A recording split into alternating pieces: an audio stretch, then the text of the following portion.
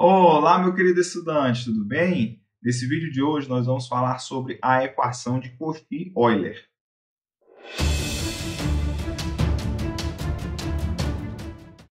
Muito bem. Então a equação x ao quadrado y duas linhas mais alfa x y' mais beta y igual a zero é conhecida como equação de Cauchy-Euler, onde alfa e beta são constantes. Perceba duas coisas. Primeiro, que ela é um caso particular da equação número 1, onde P, Q e R são polinômios. Segundo, P de x, identificado aqui na nossa equação como sendo x ao quadrado, só se anula apenas em x igual a zero. Então, nós temos aqui uma equação onde nós temos uma única singularidade, ou seja, um único ponto singular regular, e todos os outros pontos são pontos ordinários. Então, o nosso objetivo aqui vai ser resolver essa equação de Cauchy-Euler sem utilizar o método de série de potências. Nós vamos empreender uma outra técnica que vai resolver esse problema de maneira bastante simples e elegante do ponto de vista matemático. A ideia é utilizar uma solução da forma x elevado a r. Derivando, então, com respeito a x, nós obtemos r vezes x elevado a r menos 1.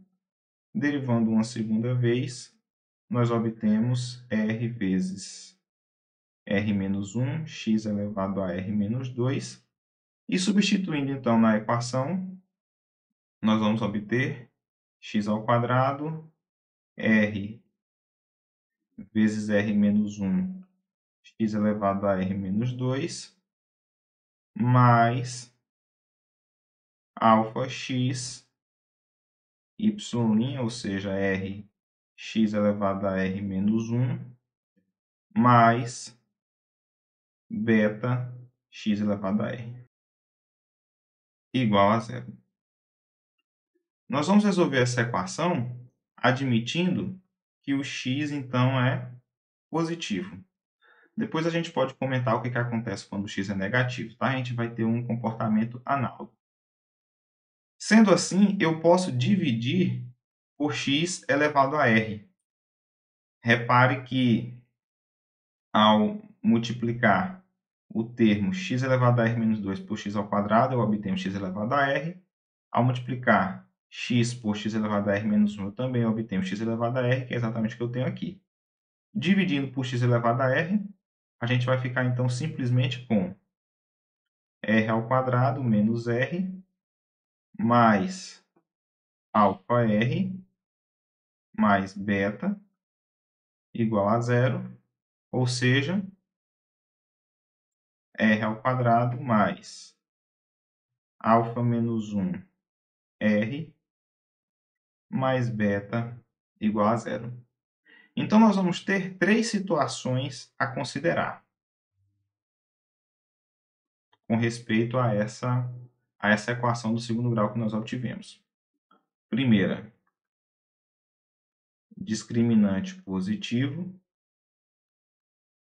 Segunda, discriminante igual a zero. Terceira, discriminante negativo. Nós vamos ilustrar cada uma dessas situações por meio de exemplos. E esse primeiro exemplo é exatamente uma situação onde nós estamos com discriminante positivo. Bom, neste caso aqui, a gente tem um 2 multiplicando aqui o termo quadrático. A fim de encaixar, então, essa equação no formato apresentado da equação de Euler-Cauchy, nós vamos dividir por 2 para obtermos x ao quadrado y duas linhas mais 3 meios x y' menos 1 meio de y igual a zero. Então, se você utiliza essa expressão aqui já preparada, a gente só precisa identificar o alfa como 3 meios e o beta como sendo menos 1 meio, e a gente já vai chegar na equação do segundo grau. Caso você não deseje memorizar essa expressão, e de fato eu não recomendo que você memorize, eu recomendo que você simplesmente utilize que y tem que ser dessa forma. E aí você pode fazer o cálculo de derivadas, substituir, inclusive diretamente nessa própria expressão, e você vai também chegar numa equação do segundo grau equivalente, certo? Com as mesmas raízes, que é o que importa para a gente. Tudo bem? Então você escolhe a maneira como você vai proceder. Eu, particularmente, não costumo memorizar fórmulas desnecessárias. Então, como a gente já fez o cálculo ali em cima, eu vou apenas substituir. Nós vamos então ficar com r ao quadrado mais alfa menos 1, ou seja, 3 meios menos 1, 1 meio, vezes r, mais beta. Como beta é menos 1 meio, então vai ficar menos 1 meio. E isso é igual a zero. A fim de resolver essa equação, você pode, por exemplo, multiplicar por 2 e utilizar a fórmula de Bhaskara, ou então simplesmente perceber que a gente está aqui diante de uma equação onde a soma das raízes é menos 1 meio, e o produto dessas raízes é também menos 1 meio. Então, a conclusão que a gente chega é que R1 é igual a menos 1 e R2 é igual a 1 meio. Correto? Então, caso você tenha dificuldade para fazer por soma de produto, você pode usar a fórmula de Bhaskara. Sendo assim, então, a gente determinou R1 e R2. Portanto, isso vai nos conduzir a duas soluções, onde a gente tem aqui, então, a solução geral, y de t, como sendo uma constante 1, vezes x elevado a menos 1, mais uma constante 2, vezes x elevado a 1 meio.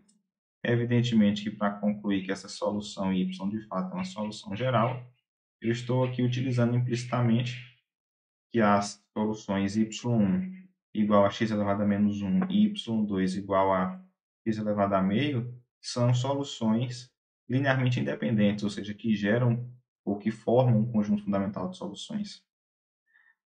Para isso, eu precisaria calcular o Wronskiano com respeito a essas duas soluções. Eu vou fazer isso no caso genérico. Em geral, a gente tem uma solução da forma x elevado a R1 e uma segunda solução da forma x elevado a R2, onde R1 e R2 são distintos. A segunda linha de frente com a primeira derivada, ou seja, R1 x elevado a R1 menos 1, R2 x elevado a R2 menos 1. Então, o Wronskiano é simplesmente R2 x elevado a R1 mais R2 menos 1 menos R1 x elevado a R1 mais R2 menos 1. Colocando x elevado a R1 mais R2 menos 1 em evidência, nós concluímos que o Wronskiano é simplesmente R2 menos R1 vezes x elevado a R1 mais R2 menos 1. Como R2 e R1 são distintos, é evidentemente que isso vai ser diferente de zero. Ou seja, de fato, no caso geral, onde o delta é positivo, nós podemos garantir que as soluções y1 e y2 de fato geram um conjunto fundamental de soluções. Então, isso justifica a nossa afirmação de que y de t de fato é uma solução geral da equação de Cauchy-Euler. Vamos então agora abordar a segunda situação, a situação delta igual a zero. Bem, então agora nós vamos avaliar a segunda situação, que é quando nós temos o delta igual a zero. Nós também vamos fazer isso mediante um exemplo. E é justamente o exemplo 2. Então, nós podemos identificar que essa é uma equação de Euler-Cauchy, onde alfa é igual a 5 e beta é igual a 4. Eu vou substituir, então, a equação que a gente já obteve. Isso vai ser r ao quadrado, alfa menos 1, ou seja, 5 menos 1, 4. R mais beta, que também é 4, igual a 0.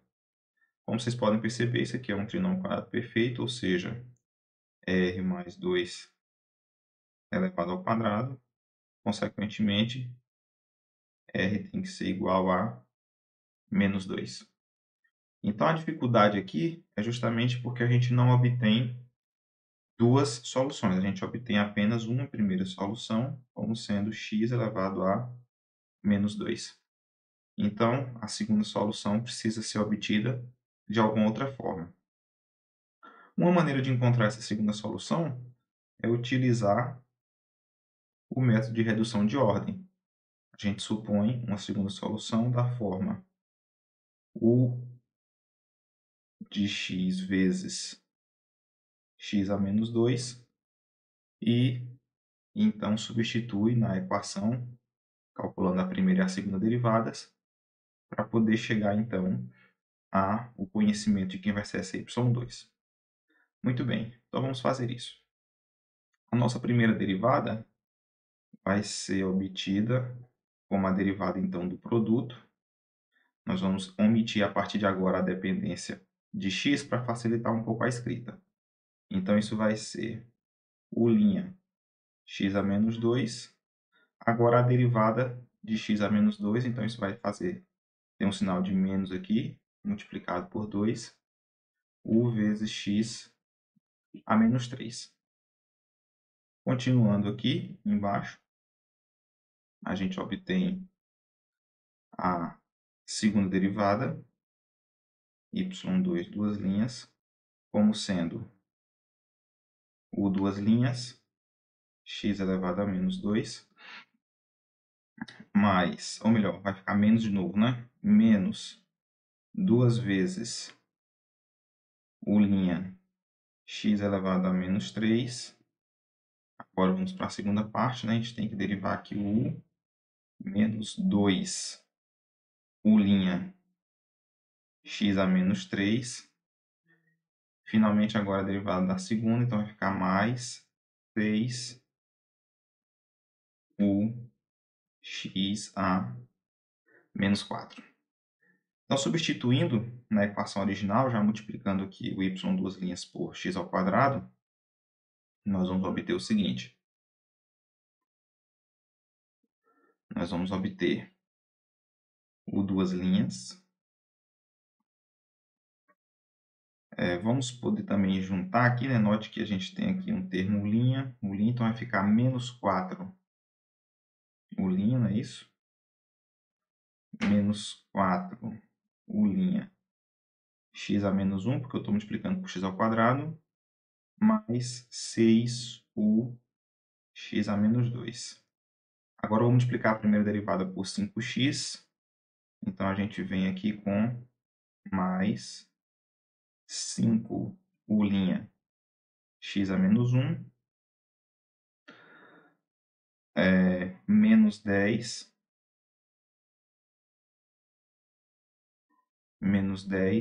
u x a menos 2. Finalmente, mais 4y, ou seja, mais 4u x a menos 2. Isso tem que ser igual a zero. Então, agora vamos reduzir os termos semelhantes. Aqui a gente tem menos 10u mais 4u mais 6u. Todos estão multiplicados por x a menos 2, então perceba que isso vai simplificar. Aqui a gente tem menos 4u' mais 5u'. Então, nós vamos ficar simplesmente com o duas linhas mais u' x a menos 1 igual a zero. Então, perceba que essa equação se transforma em uma equação de primeira ordem, se eu introduzir a variável v igual a u', fazendo então agora a substituição v igual a u', e reescrevendo essa equação, nós podemos concluir que v' é igual a menos v vezes x a menos 1. Então, agora, nós podemos perceber que essa equação é uma equação separável, ou seja, eu posso reescrevê-la como sendo v' sobre v igual a menos 1 sobre x. Integrando de ambos os lados, nós obtemos ln do módulo de v igual a menos ln de x, porque a gente está supondo x positivo, mais uma constante K1 arbitrária. Agora note que da sobrejetividade da função logarítmica, eu posso enxergar esse K1 como sendo o ln de uma constante K2, onde K2 é positivo. Então, essa expressão aqui à direita pode ser reescrita da seguinte forma. Eu vou repetir aqui o ln do módulo de v. O menos que está aqui multiplicando o ln vem como potência, propriedade da potência do logaritmo, x a menos 1, vezes K2. Aqui eu estou utilizando que o logaritmo do produto é a soma dos logs. Então, a conclusão que a gente chega aqui para esse caso é que os logaritmandos são iguais, que a função logaritmo ela é bijetora. Ou seja, que o módulo de v é igual a K2 vezes x a menos 1. Como K2 é uma constante positiva e eu desejo tirar o v do módulo, eu posso então simplesmente reescrever como sendo v igual a uma terceira constante, né, K3, x a menos 1. Evidentemente que essa constante ela é arbitrária, mas eu só preciso de uma única função v. Então, a fim de facilitar o meu trabalho, vou tomar essa constante K3 igual a 1. Como o v é o', a gente conclui que o' é igual a x a menos 1, ou seja, 1 sobre x. Consequentemente, u é igual ao ln de x. Muito bem. Uma vez que a gente determinou, então, o nosso u, estamos em condições de determinar quem é y2 para poder, por fim, encontrar, então, a solução geral dessa nossa equação homogênea associada. Então, nós vimos aqui que y2 será x a menos 2 ln de x. Vou colocar o ln à direita para não confundir na hora de escrever, certo? Para não ficar ln de x vezes x a menos 2 e a gente pensar que o x a menos 2 faz parte do logaritmando. Bom, é interessante notar que no caso geral, a gente sempre vai então proceder da seguinte forma. Nós vamos descobrir quem é a nossa função y1 por meio da resolução da equação de segundo grau. No caso, delta igual a zero vai ter uma única raiz. A segunda solução, então, vai ser sempre a primeira vezes ln de x, certo?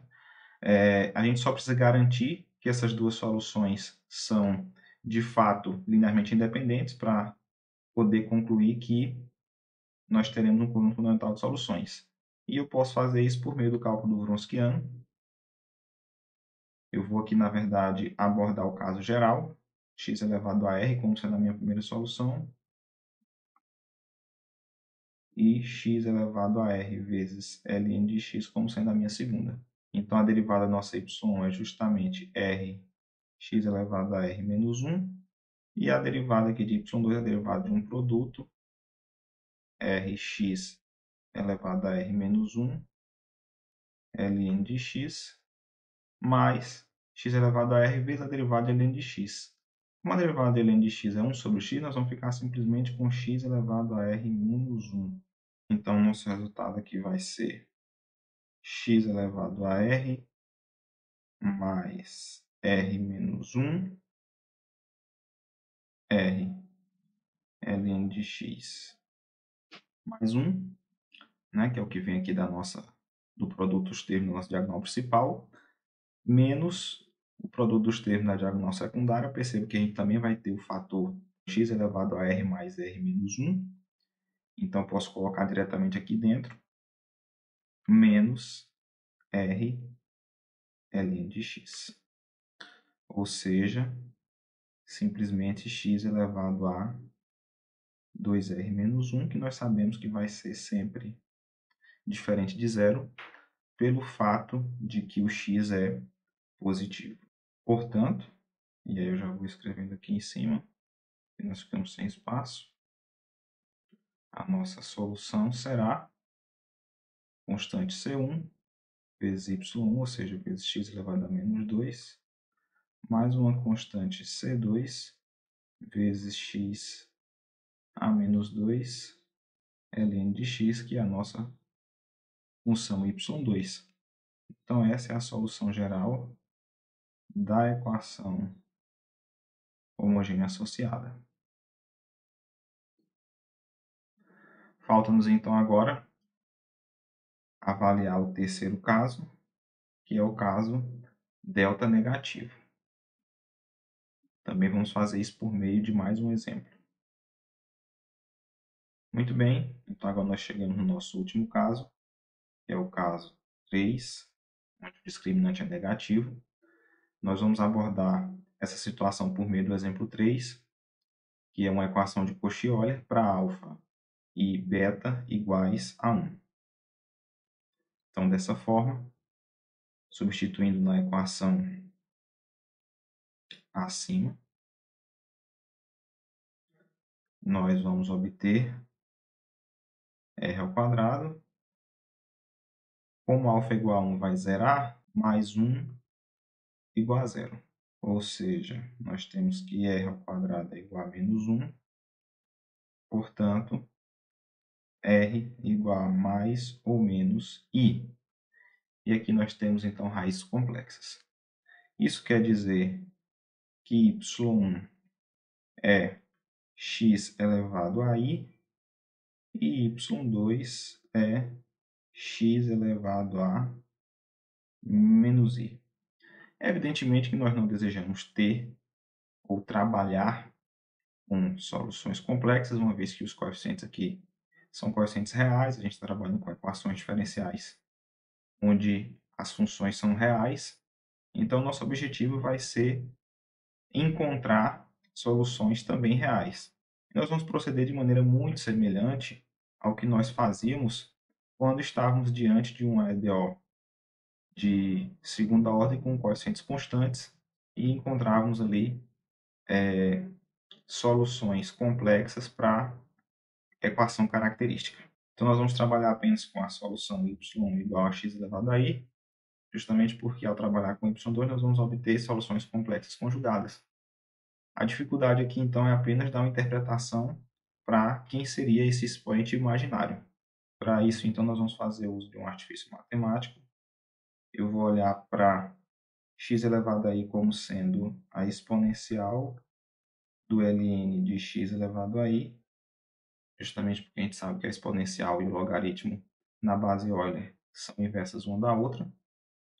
Aqui a gente está trabalhando então com logaritmo complexo, a gente sabe que continua válido, né, a propriedade de potência do logaritmo, então esse i pode vir multiplicando.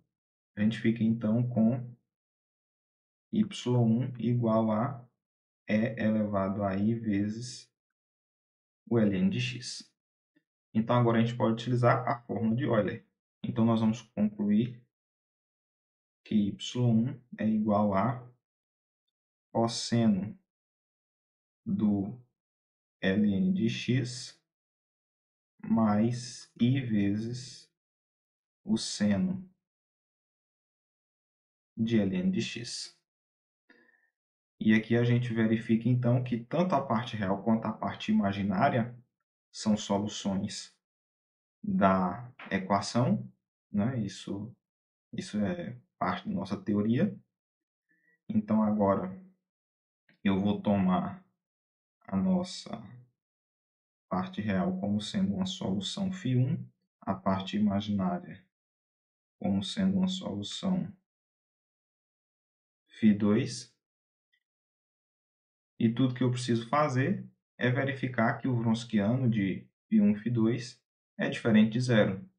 E assim eu consigo, então, uma solução geral para a nossa equação.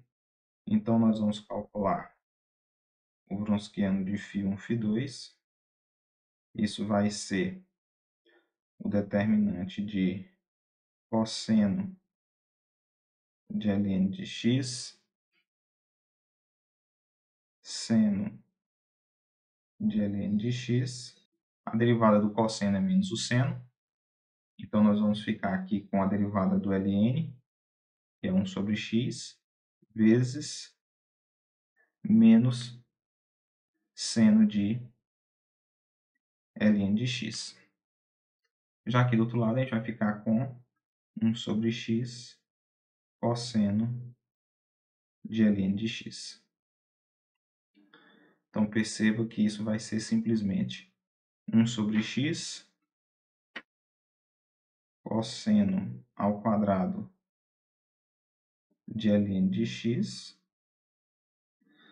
menos, com o menos que tem aqui, vai ficar mais 1 sobre x seno ao quadrado de ln de x. Então, perceba que eu vou poder colocar 1 sobre x em evidência. E aqui eu fico com seno ao quadrado de ln de x, pela relação trigonométrica fundamental que tem aqui dentro, é igual a 1.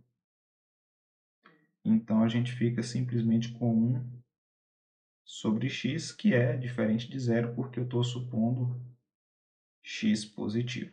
Então, a nossa conclusão é que y1 e y2, ou melhor, que φ1 e φ2, de fato formam um conjunto fundamental de soluções. Então, eu posso escrever a minha solução geral como sendo uma constante C1 vezes φ1, ou seja, cosseno de ln de x, mais uma constante C2 vezes φ2, ou seja, seno de ln de x. Então, essa é a solução geral aqui do nosso problema.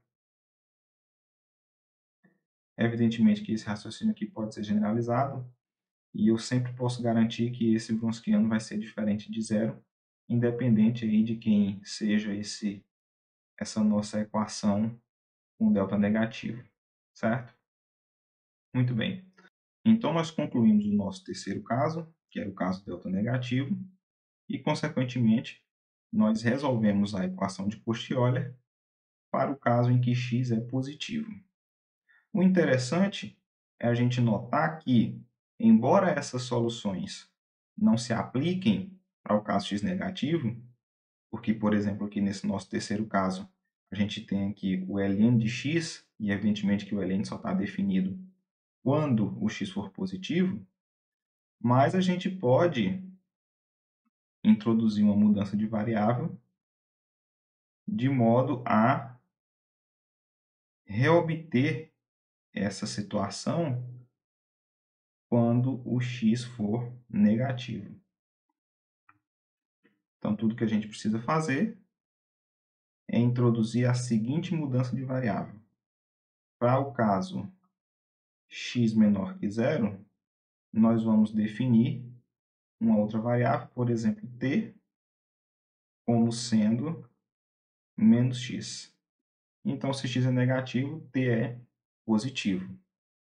Então, a nossa equação, que tem ali y duas linhas, né? Vamos reescrever a equação. A equação é x ao quadrado y duas linhas mais alfa x y' mais beta y igual a zero.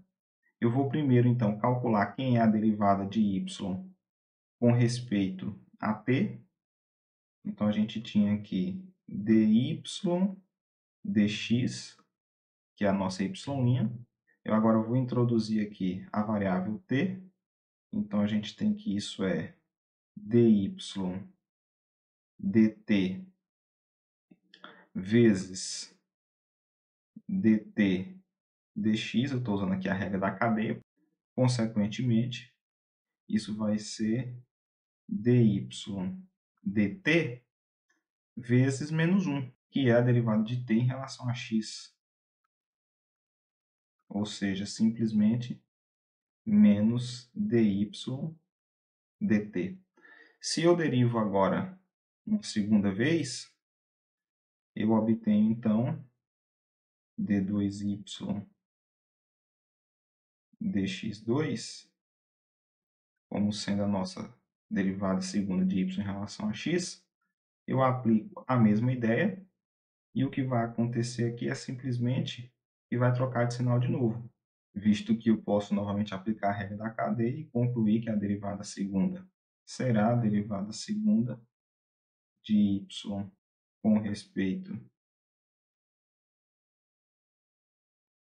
a t vezes dt dx, que nós já vimos que é menos 1. Então, isso aqui é simplesmente a segunda derivada de y com respeito a t. Feito isso, substituindo aqui, então, x por t e utilizando a mesma notação de y' para a derivada de y em relação a t, a gente obtém x ao quadrado como sendo o próprio t ao quadrado, porque x vai ser menos t, mas como tem um expoente par, vai ficar positivo. Y duas linhas. No lugar de x vai ser menos t. No lugar de y' vai entrar menos dy dt. Eu vou continuar utilizando a notação y', né? Embora pareça ambíguo aqui, mas na segunda equação, y eu estou interpretando como função de t. Então, não vai ter confusão. Aqui aparece, então, menos y' mais beta y igual a zero. Então, perceba que esse menos e esse menos aqui vai ficar mais. Então, a gente realmente recai no caso original para t maior que zero. Então, eu posso simplesmente fazer essa mudança de variável, determinar a solução para t e depois voltar para a variável original como sendo menos x, onde o x é negativo. Ok? Então é isso, pessoal. Eu espero que vocês tenham gostado dessa aula. Não esqueça de deixar o seu like e de se inscrever no canal ativando as notificações para não ficar de fora de nenhum dos nossos conteúdos.